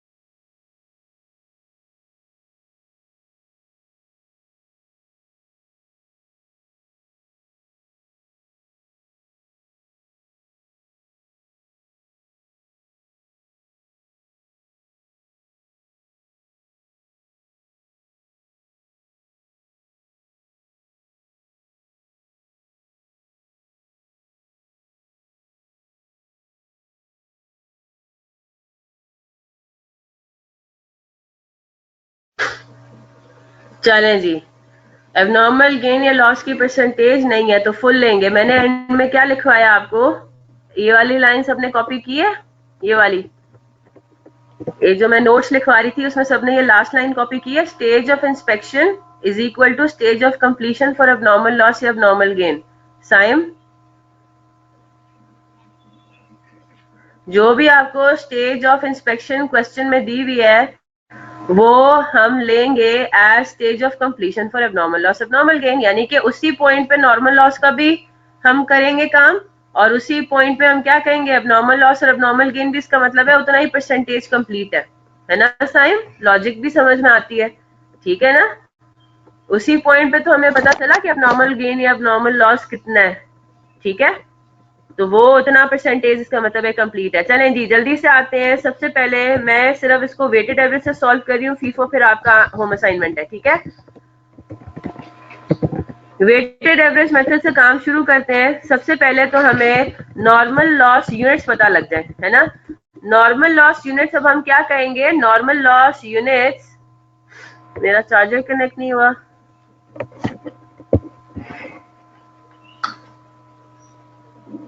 चलें जी अब हो गया, ठीक है जी। तो हम क्या कहेंगे? अब मैंने चैट बॉक्स मिनिमाइज कर दिया है। Normal loss units is equal to normal loss percentage multiplied by inspected units, ठीक है? ये अब हमने कहा क्योंकि क्वेश्चन में आपको स्टेज ऑफ इंस्पेक्शन बताई गई है। पहले, इससे पहले हमें सिर्फ स्टेज ऑफ कंप्लीशन बताई जाती थी एबनॉर्मल गेन एबनॉर्मल लॉस की, उसमें नॉर्मल लॉस का कोई ताल्लुक नहीं होता था, है ना? तो अब हम आ जाते हैं जरा करंट मंथ में इंस्पेक्टेड यूनिट्स कितने हैं, जरा ये देखते हैं। ओपनिंग वर्क इन प्रोसेस कितने थे? ओपनिंग वर्क इन प्रोसेस थे 2400 यूनिट्स, जो कि 60% कंप्लीट थे। आपकी इंस्पेक्शन होती है 70% पे, यानी कि ये पिछले महीने इंस्पेक्शन के लेवल तक नहीं पहुंचे थे, करंट मंथ में पहुंचेंगे, है ना? ओपनिंग WIP तो 2400 यूनिट्स अब आपने कर लिया कि ये हमारा हो गया, हो जाएगा इंस्पेक्ट। फिर हमने कहा हमारा करंट मंथ में इनपुट कितना है? 15,000 यूनिट्स, ठीक है? 15,000 यूनिट्स हमारे करंट मंथ के इनपुट है। करंट मंथ के इनपुट में से हम ये अज्यूम करें कि 2,000 यूनिट्स जो है वो इनकम्प्लीट है, और ये किस तरह के इनकम्प्लीट है कि वो 50% कंप्लीट हुए, ये अभी तक लेवल ऑफ इंस्पेक्शन तक नहीं पहुंचे। तो 15,000 यूनिट्स में से आपने कहना है कि भाई 2,000 यूनिट्स जो हमारे क्लोजिंग WIP हैं वो इंस्पेक्ट करंट मंथ में नहीं हुए होंगे। तो टोटल इसका मतलब है कितने इंस्पेक्ट हुए यूनिट्स, वो हुए हैं 15,400। Is that clear? तो नॉर्मल लॉस आपके पास कितना आ जाएगा 15,400 का 10%। जी उम्मे हबीबा बताइए, कोई मसला, कोई कंफ्यूजन, कोई परेशानी? क्लियर हो गई बात? नॉर्मल लॉस हो गया 1540 यूनिट्स, ये यूनिट्स आए आपके पास। अब आप जरा क्वांटिटी स्केड्यूल बना लें, है ना। अब आप जरा कैलकुलेट कर लें जिस भी तरीके से क्वांटिटी शेड्यूल बना लें, टी अकाउंट बना लें, जो भी जिस तरीके से भी समझ में आती है बात। आपके पास ओपनिंग वर्क इन प्रोसेस थे कितने 2400 यूनिट्स, ये यूनिट्स में सारा काम होता है, ठीक है। किसको इंस्पेक्ट करना है बेटा? 15,400 यूनिट्स इंस्पेक्ट होंगे ना। चले इसको मैं अभी बाद में समझाती हूँ, ठीक है। ये इसमें क्योंकि अपेरेंटली बाकी सबको तो समझ में आ गया ही है, ठीक है Shahrukh. I will cater to your question later. अब क्लास के एंड पे आप रुक जाना, मैं आपको समझा दूंगी दोबारा से। 15,000 यूनिट्स आपने इनपुट किए, ओपनिंग वर्क इन प्रोसेस ये थे, ठीक है। फिर आपने कहा कि भाई उसमें से आउटपुट कितना हुआ, नेक्स्ट प्रोसेस में ट्रांसफर कितना हुआ, वो है 14,120। यस, तो 14,120 ट्रांसफर हो गया। क्लोजिंग WIP में कितना चला गया? क्लोजिंग WIP में चला गया 2000 यूनिट्स, ठीक है। तो बाकी जो आपके पास ये जो आंसर आता है, इसको बल्कि मैं उसी तरह ब्रेक करके कर देती हूँ। आपने ये सब चीजें की, तो ये जो आपके पास हुआ 1280 आंसर आते हैं, क्या है आपके पास? एक्चुअल लॉस है ना। ये आपके पास क्या है? ये एक्चुअल लॉस हो गया कि 1280 यूनिट्स का हमें कुछ नहीं पता वो किधर गए, ना वो आउटपुट में गए, ना वो क्लोजिंग WIP में गए। तो ये 1280 एक्चुअल लॉस हो गए आपके, ठीक है। नॉर्मल लॉस आपने ऊपर कैलकुलेट किया था 1540। तो इसका मतलब ये हुआ कि क्वेश्चन में आपके पास क्या है? एब नॉर्मल गेन का सिनेरियो हो गया। अब सॉल्व हो जाएगा, बताइए जरा। 260 यूनिट्स का एब नॉर्मल गेन है। जी उम्मे हबीबा, अब हो जाएगा ये सॉल्व? बस ये बात थी। इस पूरे को मैं दे दूं एज होम असाइनमेंट, बहुत आसान है ये, है ना। इस पूरे को होम असाइनमेंट के तौर पे दे दूं, ठीक है। तो ये वाली एग्जांपल अब आपकी पूरी हो जाती है होम असाइनमेंट, क्योंकि मैं चाह रही हूँ कि आज हम अपना स्टार्ट कर दें सब्सिक्वेंट प्रोसेस, यानी कि प्रोसेस 2 में फिर क्या होता है। तो ये इसके लिए अब आप 2 पेजेस छोड़ दें, 1 पेज छोड़ दें, जैसा भी आपको लगता है। सॉल्व एज होम असाइनमेंट, ठीक है। कॉपी कर लिया सबने? ये एग्जाम्पल सबने अपने पास कॉपी कर ली? ठीक है, किसी का रह तो नहीं गया? दोनों फीफो और वेटेड एवरेज दोनों से आपने इसको सॉल्व करना है, ठीक है जनाब। यूनिट्स की कैलकुलेशन दोनों के केसेस में सेम होगा बेटा, बाकी सब सेम है मोहसिन। जहां पे नई चीज लगनी है, वेटेड एवरेज के लिए भी यही कैलकुलेशन है, फीफो के लिए भी यही कैलकुलेशन है, सेम है। जिस तरह quantity schedule FIFO weighted average में सेम है ना, मतलब क्वांटिटी स्केड्यूल आपको दोबारा बनाने की जरूरत नहीं पड़ेगी, है ना। आपने वेटेड एवरेज में काम कर लिया तो वो फीफो के लिए भी वही अप्लाई होगा, या फीफो में काम कर लिया तो वेटेड एवरेज के लिए भी वही अप्लाई होगा। बस मोहसिन, बाकी सारा काम सेम है। स्टेटमेंट ऑफ इक्विवेलेंट प्रोडक्शन बनाएंगे, कॉस्ट पर यूनिट कैलकुलेट करेंगे, स्टेटमेंट ऑफ इवैल्यूएशन बनाएंगे। यूनिट्स की सारी इन्फॉर्मेशन आपके सामने है। नॉर्मल लॉस 1540 है, एब नॉर्मल गेन 260 है। एबनॉर्मल गेन का स्टेज ऑफ कंप्लीशन क्या है? 70%। अच्छा मुनीबा, हमने इससे पहले जितने भी क्वेश्चंस पढ़े उसमें ये बात लिखी होती है ना, ये stage of completion of abnormal loss abnormal, ये एग्जांपल 14 है जो हमने कल मैंने आपको होम असाइनमेंट दी थी, उसमें भी यही लिखा हुआ था। Stage of completion of abnormal loss abnormal gain is 60%। Statement of equivalent production के लिए हमें स्टेज ऑफ कंप्लीशन चाहिए होता है। यस, अब सवाल के अंदर इन्होंने आपको अलग से कोई स्टेज ऑफ कंप्लीशन नहीं बताया हुआ कि जो एबनॉर्मल गेन या एबनॉर्मल लॉस कैलकुलेट होगा वो कितना परसेंटेज कंप्लीट हुआ होगा with respect to conversion cost, ये बात नहीं लिखी हुई। लेकिन हमें यहाँ पे इन्होंने इंस्पेक्शन स्टेज दिया हुआ है 70%। अब ये इंस्पेक्शन स्टेज क्या है कि हमने जब प्रोसेस 70% कंप्लीट होगा, 100% कंप्लीट होगा विद रिस्पेक्ट टू मटेरियल, और 70% जब कंप्लीट होगा with respect to conversion cost, तो फिर हमने इंस्पेक्शन करानी है। इंस्पेक्शन करेंगे, प्रोडक्शन को रोकेंगे और हम चेक करेंगे कि कितने डिफेक्टिव यूनिट्स हैं, डिफेक्टिव यूनिट्स को निकाल देंगे और बाकी सब गुड यूनिट्स को आगे कंटिन्यू करवा देंगे प्रोसेस में। यही होता है ना। तो इंस्पेक्शन की स्टेज पे हमें नॉर्मल लॉस, एबनॉर्मल लॉस और एबनॉर्मल गेन का सिनेरियो सामने आएगा। बात समझ आ गई? तो नॉर्मल लॉस की कैलकुलेशंस के लिए भी हमने 70% का इस्तेमाल किया, और एबनॉर्मल गेन या एबनॉर्मल लॉस को भी हम क्या कहेंगे कि they will be 70% complete with respect to conversion cost. तो स्टेटमेंट ऑफ इक्विवेलेंट प्रोडक्शन के अंदर हम क्या लेंगे? एबनॉर्मल गेन या एबनॉर्मल लॉस का हमें चाहिए होता है ना कि कितना परसेंटेज कंप्लीट है with respect to material and कितना परसेंटेज कंप्लीट है with respect to conversion cost. तो जो भी सवाल में आपको स्टेज ऑफ इंस्पेक्शन दी हुई होगी वही आपका स्टेज ऑफ कंप्लीशन होगा फॉर एबनॉर्मल लॉस या एबनॉर्मल गेन। क्लियर होगी बात? तो हम क्या कहेंगे, यहाँ पे जो 260 यूनिट्स एबनॉर्मल गेन आया, हम उनकी कन्वर्जन कॉस्ट के लिए 70% लेंगे और मटेरियल के लिए 100% लेंगे। Is that clear? Stage of completion. अब बात समझ आ गई? हाँ जी मोहसिन, अब बताएं क्या इसमें कोई नई बात समझ है? मतलब कोई नई बात है इसमें समझने वाली? कोई नई बात नहीं है। इसको सॉल्व करेंगे और हम आ जाते हैं जल्दी से। सॉल्व एज होम असाइनमेंट मैंने लिख दिया है, कंप्लीट करेंगे। कल मैं आंसर्स डिस्कस कर लूंगी आपके साथ, सिंपल एज दैट। वो 5-10 मिनट में उसको मैं कोशिश करूंगी कि मैं पहले से सॉल्व करके उसको इसका डॉक्यूमेंट बना लूं, ठीक है? तो बस मैं आप लोगों को सिर्फ कंपेयर करवा दूंगी आपके आंसर्स ताकि टाइम ना लगे उसमें। चले जनाब, अब हम अपना स्टार्ट करने जा रहे हैं जो दूसरा सिनेरियो है। प्रोसेस 1 तो अब हमारा हो गया खत्म, ठीक है? प्रोसेस 1 अब हमारा खत्म हो गया और अब हम आ रहे हैं जी सब्सिक्वेंट प्रोसेसेस में क्या हमारे पास हिसाब किताब होता है, ठीक है? नहीं जनाब, बस इसको थोड़ा सा समझेंगे। कुछ भी नहीं किया आज तो हमने, मेरा टारगेट ही नहीं अचीव हुआ। मैंने तो सब्सिक्वेंट प्रोसेस में कितना आगे तक निकल जाना था, इसी में ज्यादा टाइम निकल गया स्टेज में, स्टेज ऑफ इंस्पेक्शन के अंदर ही। सब्सिक्वेंट प्रोसेसेस में, हाँ जी 4 मिनट अभी भी हैं, मैंने यूटिलाइज करना है उनको। सब्सिक्वेंट प्रोसेसेस के अंदर अब हम आ जाते हैं कि प्रोसेस 1 से जब चीज निकल के प्रोसेस 2 में आएगी या प्रोसेस 2 से निकल के प्रोसेस 3 में आएगी, तो बेसिकली हम बात कर रहे हैं इसमें किसकी?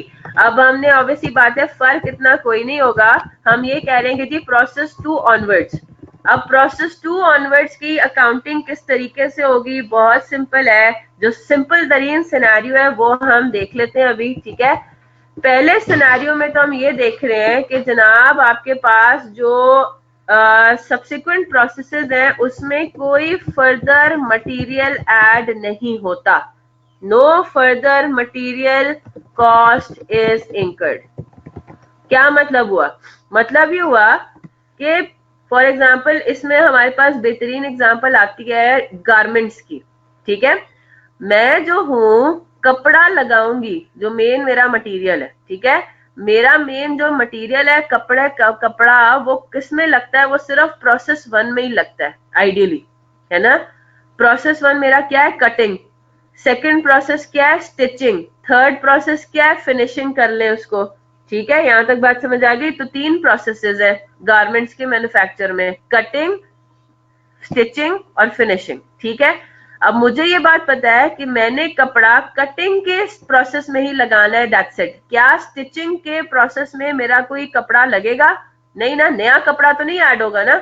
वही प्रोसेस 1 वाला ही आउटपुट आपका प्रोसेस 2 में जाएगा, प्रोसेस 1 वाला ही मटेरियल आपका प्रोसेस 2 में जाना है, प्रोसेस 2 में कोई नया मटेरियल नहीं लगना। सिमिलरली जो प्रोसेस 3 है उसमें भी हम कह रहे हैं कि हमारा कोई नया कपड़ा तो लगना ही नहीं है, वही जो प्रोसेस 1 से आगे चला आ रहा है वही प्रोसेस 3 तक पहुंचेगा और वो आगे निकल जाएगा। क्लियर होगी ना बात? तो ये हमारा सिनेरियो नंबर 1 सिंपल तरीन सिनेरियो है, where no further material cost is incurred, ठीक है?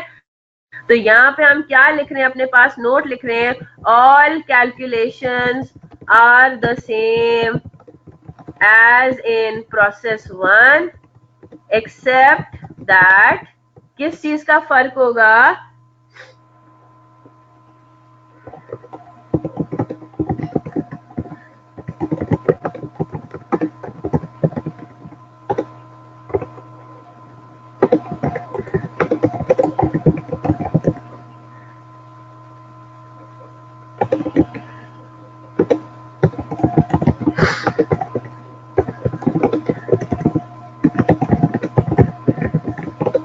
ठीक है,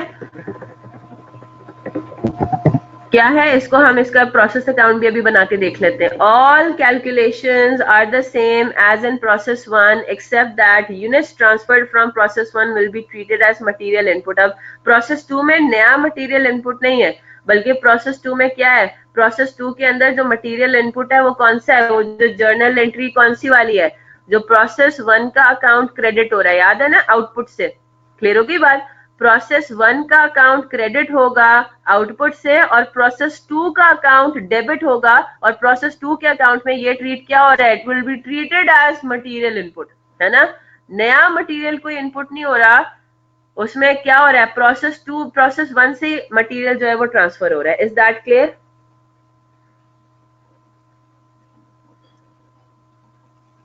ठीक है, तो हमारे पास क्या हिसाब किताब होगा। अब जल्दी से जरा प्रोसेस अकाउंट बना लेते हैं अपने सामने टी अकाउंट की फॉर्मेट में, एक्सेस के टर्म्स में, ऑब्वियसली बात है। और ये सिंपल तरीन सिनेरियो के लिए आगे इंशाल्लाह हम कल पढ़ेंगे कि अगर मटेरियल कॉस्ट फर्दर ऐड होती है तो फिर उसमें क्या मसले मसाइल जो है वो सामने आ सकते हैं। ये हमारे पास प्रोसेस टू है। तो अगर मैं आपसे कहूँ कि जी प्रोसेस अकाउंट बनाए प्रोसेस टू का, तो प्रोसेस टू का अकाउंट कैसे बनेगा, यहाँ पे वही ओपनिंग WIP तो यहाँ पे भी हो सकता है ना, ओपनिंग WIP भी तो हो सकता है कि जी प्रोसेस टू के अंदर इनकम्प्लीट यूनिट्स थे, इसका तो कोई उससे ताल्लुक है ही नहीं ना। ये तो वो है कि प्रोसेस टू में ही काम जो है कुछ रह गया था पिछले महीने, तो वो अब हमारे पास क्या हो जाएंगे, ओपनिंग यूनिट्स हो जाएंगे, है ना, ओपनिंग WIP। बल्कि मैं वही वाला अकाउंट जरा कॉपी करती हूँ और उसमें हम सिर्फ जो चेंजेस हैं वो इनकॉर्पोरेट कर देते हैं जो मैंने पहले आपको बनवाया हुआ है। ठीक है, किधर है उसका, ये रहा। ठीक है, प्रोसेस वन अकाउंट, इसको आप कॉपी कर लीजिएगा फिर।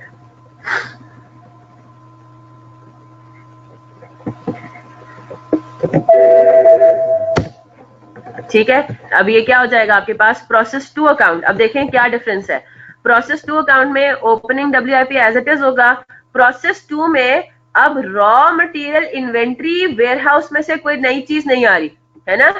रॉ मटेरियल इन्वेंट्री वेयरहाउस में से कोई नई चीज नहीं आ रही, बल्कि कहां से आ रही है, प्रोसेस वन से आ रही है। तो जो हम कह रहे हैं ना मटेरियल इनपुट जो है वो अब नया कोई मटेरियल इनपुट नहीं हो रहा, बल्कि डायरेक्ट मटेरियल की जगह डबल एंट्री क्या पास हो रही है, प्रोसेस टू अकाउंट डेबिट, और raw material inventory account credit करने की बजाय क्रेडिट क्या हो रहा है, प्रोसेस वन अकाउंट।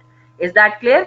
तो टोटल जो उसकी कॉस्ट थी, जो कि आपने ऑब्वियसली बात है प्रोसेस वन अकाउंट के अंदर कैलकुलेट की थी, उससे प्रोसेस वन अकाउंट क्रेडिट होके प्रोसेस टू अकाउंट यहाँ पे डेबिट हो रहा है।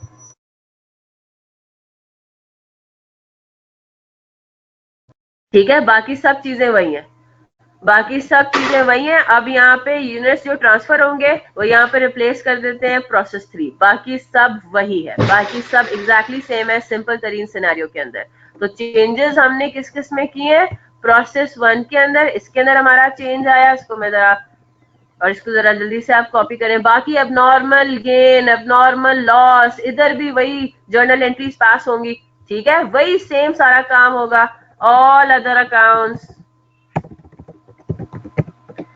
क्या है हमारे पास, abnormal gain account, abnormal loss account and scrap inventory account will be prepared same as in process one. ठीक है, जिस तरह हम प्रोसेस वन में प्रिपेयर करते थे, सिर्फ चेंज हमने क्या किया, प्रोसेस टू के अकाउंट में हम चेंज लेकर आए हैं इधर कि डायरेक्ट मटेरियल की जगह प्रोसेस वन के अकाउंट से इनपुट हो रहा है, और ये फिर फर्दर जो आउटपुट हो रहा है ना, ये हो रहा है प्रोसेस थ्री के अंदर। ठीक है जी, 3 मिनट ऊपर हो गए हैं, यहीं तक रखते हैं आज की क्लास को। जनाब बिल्कुल शाहरुख, प्रोसेस टू में कन्वर्जन कॉस्ट नहीं लगनी क्या, डायरेक्ट लेबर लगेगा, FOH भी लगेगा। प्रोसेस टू के अपने FOH है, प्रोसेस टू का अपना लेबर कॉस्ट है, कन्वर्जन कॉस्ट तो लगेगी ना। सिर्फ बात ही हो रही है कि मटेरियल नया नहीं लग रहा, बाकी सब तो लगना है प्रोसेस में, और क्या करना है। और अगर वो वाला सिनेरियो के मजीद मटेरियल भी ऐड हो, वो फिर हम कल डिस्कस करेंगे। ठीक है, और तैयार है, होम असाइनमेंट्स इंशाल्लाह वीकेंड पे आपको मिलने वाले हैं, 3 4 5 6 7 8 9 10। अभी तक सिर्फ एग्जाम्पल असाइनमेंट है, ठीक है। बल्कि 1 मिनट रुक जाइए, just just give me a minute, मैं जरा वो अपने इसका देख लेती हूँ अगर तो इसमें। हाँ, ये कर सकते हैं आप, क्लास वर्क नंबर 3। नहीं नहीं, मटेरियल उसमें ऐड हो रहा है, रहने दे रहने दे रहने दे। मसला ये है कि बाकी सब में ना प्रोसेस 2 में मटेरियल ऐड हो रहा है। टेस्ट जो है वो इंशाल्लाह आपका अपलोड हो चुका है, जॉब ऑर्डर कॉस्टिंग का। जॉब ऑर्डर कॉस्टिंग का टेस्ट अपलोड हो चुका है, आज और कल का दिन आपके पास अवेलेबल है। प्रोसेस कॉस्टिंग पहले कंप्लीट होने दे, फिर टेस्ट भी ले लेंगे इसका, ठीक है। अच्छा जी, मसला ये आ रहा है कि इसमें जो क्लास ऑफ 3 है ना, उसमें मटेरियल ऐड हो रहा है, तो पहले हम मटेरियल ऐड होने वाला सिनेरियो देखेंगे, उसके बाद फिर हम क्वेश्चंस करने की पोजीशन में होंगे, ठीक है। चलें जी, जॉब ऑर्डर कॉस्टिंग का टेस्ट अपलोड हो चुका है एलएमएस पे, आज और कल का दिन आपके पास अवेलेबल है, 2 दिन है। You can leave for audit. Home assignment अभी सिर्फ एग्जाम्पल है, क्वेश्चंस पर हम इंशाल्लाह आ जाएंगे वीकेंड पे, ठीक है। प्रोसेस कॉस्टिंग इंशाल्लाह हमारा कोशिश है कि मेरी कोशिश है कि वेंसडे तक हम प्रोसेस कॉस्टिंग कंप्लीट कर लें। थोड़ा सा ही रह गया, अब सिर्फ क्वेश्चंस हमने अटेम्प्ट करने हैं, और क्वेश्चंस अटेम्प्ट करने हैं, फिर जॉइंट एंड बाय प्रोडक्ट्स हमारा मेन एक कॉन्सेप्ट है, वो छोटा सा ही, वो इतना मसले वाली बात नहीं है, और 1-2 और छोटे छोटे कॉन्सेप्ट हैं, ठीक है। चले जी, इंशाल्लाह फिर कल मिलते हैं। ऑडिट की क्लास के लिए आप जा सकते हैं। शाहरुख, आपकी ऑडिट की क्लास है? आपको मैं जरा वो समझा दूं कि भाई कौन से यूनिट्स जो है वो करने हैं नहीं करने, चले कल फिर देख लें, या इसको जरा खुद से अटेम्प्ट करने की एक दफा कोशिश करें, ठीक है शाहरुख। और फिर अगर प्रॉब्लम आता है तो फिर मैं आपको कल समझा दूंगी। कल आप लोगों की ऑडिट की क्लास नहीं होती ना, तो कल हम उसको कर लेंगे। चलें जी, कल मिलते हैं फिर। Till then take care of yourselves, अल्लाह हाफिज।